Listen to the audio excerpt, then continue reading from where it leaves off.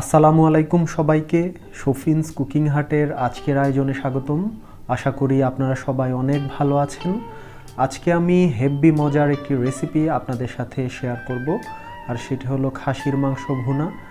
বাসায় কিভাবে খুব সহজেই খাসির মাংস রান্না করা যায়, আজকে আমি সেটাই আপনাদেরকে করে দেখাবো। আপনারা আমার ভিডিওটি শেষ পর্যন্ত দেখবেন এবং বাসায় রান্না করে ফেলবেন অত্যন্ত সুস্বাদু এই খাসির মাংস ভুনা। চলুন আমি রান্নার প্রক্রিয়া শুরু করি। আজকের রান্নার জন্য আমি 1.5 কেজি পরিমাণ খাসির মাংস নিয়েছি। আমি মাংসটুকু খুব ভালো করে ধুয়ে পানি ঝরিয়ে নিয়েছি। আমি যে পাত্রে মাংসটুকু রান্না করব সেই পাত্রেই মাংসটুকু নিয়ে নিয়েছি। আমি প্রথমে মাংসটুকু ম্যারিনেট করে নেব। এখানে আমি রসুন বাটা নিয়েছি 2 চা চামচ, আদা বাটা নিয়েছি 1.5 চা চামচ, জিরা গুঁড়া 1.5 চা চামচ, হলুদের গুঁড়া 1 চা চামচ, মরিচের গুঁড়া 2 চা চামচ, এলাচি 6টা, দারুচিনি 4 টুকরো, তেজপাতা 3টা, কাঁচামরিচ 5টা, 1.5 চা চামচ লবণ এবং 1.5 কাপ পরিমাণ পেঁয়াজ কুচি নিয়েছি। এই সবগুলো উপকরণ দিয়ে আমি খাসির মাংসটুকু ম্যারিনেট করে নিব। আমি যে পাত্রে খাসির মাংসটুকু রান্না করব সেখানেই ম্যারিনেট করে নিব। সবগুলো উপকরণ আমি খাসির মাংসর ভিতর দিয়ে দিব। আমি মোট 1.5 কাপ পরিমাণ পেঁয়াজ কুচি ব্যবহার করছি। বাকি পেঁয়াজ কুচিগুলো আমি খাসির মাংসর ভিতর দিয়ে দিচ্ছি। আজকের রান্নায় আমি 1 কাপ পরিমাণ সয়াবিন তেল ব্যবহার করব। আমি তেলটুকু এখন খাসির মাংসর ভিতর দিয়ে দিব। আজকের রান্নায় আমি যে সকল উপকরণগুলো ব্যবহার করেছি অলমোস্ট সবগুলোই দিয়ে দিয়েছি। এখন আমি সবগুলো উপকরণ খুব ভালো করে মিশিয়ে নেব। সবগুলো উপকরণ আস্তে আস্তে নেড়ে খুব ভালো করে মিশিয়ে নিচ্ছি। মাংসটুকু ম্যারিনেট করা হয়ে গেলে আমি ঢেকে 15 মিনিট রেখে দিব। তারপর আমি চুলোয় চলে যাব। আপনারা স্ক্রিনে দেখতে পাচ্ছেন মাংসটুকু ম্যারিনেট করা হয়ে গিয়েছে। আমি 15 মিনিট একটা ঢাকনা দিয়ে ঢেকে রেখে দিব। তারপর চুলোয় বসিয়ে দিব। আমি কিন্তু কোনো পানি ব্যবহার করিনি এখন পর্যন্ত। আমি অলরেডি চুলোয় বসিয়ে দিয়েছি। চুলোর আঁচটা হাই ফ্লেমে রেখে আমি ঢাকনা দিয়ে দিয়েছি। আমি 10 মিনিট হাই ফ্লেমে রান্না করব। তারপর আমি ঢাকনাটা উঠিয়ে একটু পরপর নেড়ে দিব, কারণ না হলে নিচে দিয়ে লেগে যাওয়ার সম্ভাবনা আছে।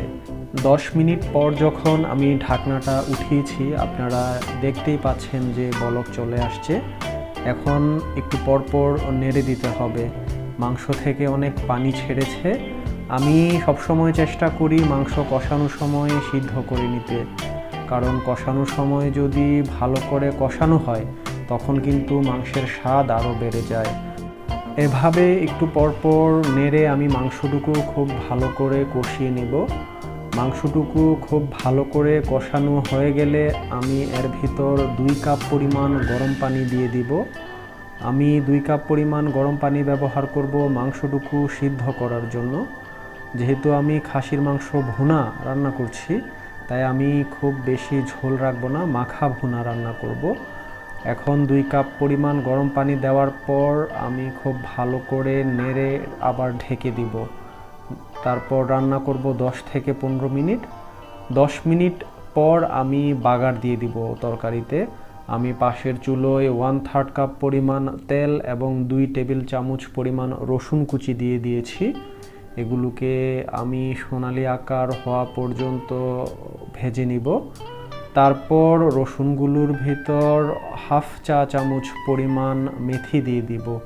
দিয়ে আরও 30 সেকেন্ডের মতো ভেজে নিব নেড়ে চেড়ে। খেয়াল রাখতে হবে যেন রসুন কুচি এবং মেথিগুলো পুড়ে না যায়। এগুলো যদি পুড়ে যায় তাহলে তরকারি একটু তেতো লাগবে। এখন আমি পাশের চুলোয় চলে যাব এবং তরকারিতে বাগার দিব। আমি আমার আগের ভিডিওতেও বলেছি, বাগার দেওয়ার সময় ছাং করে শব্দটা যত ভালো হয় তরকারির স্বাদ কিন্তু তত ভালো হয়। আমি বাগার দিয়ে দিয়েছি। এখন একটু ভালো করে নেড়ে দিব। খাসির মাংস কিন্তু খুব ভালো সিদ্ধ হয়ে গিয়েছে। এখন আমি 3 থেকে 4 মিনিট চুলোর আঁচটা লো ফ্লেমে রেখে চুলোটা বন্ধ করে দিব। 3 থেকে 4 মিনিট রান্না করার পর আমি চুলোর আঁচটুকু বন্ধ করে দিয়েছি। আপনারা স্ক্রিনে দেখতেই পাচ্ছেন খাসির মাংস ভুনা রান্না হয়ে গিয়েছে। এখন আমি পরিবেশন করব।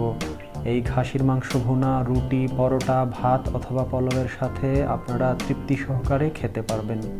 আপনারা আমার ভিডিওগুলো দেখবেন, লাইক, কমেন্ট এবং শেয়ার করে আমার পাশে থাকবেন। সবাইকে অসংখ্য ধন্যবাদ। আসসালামু আলাইকুম।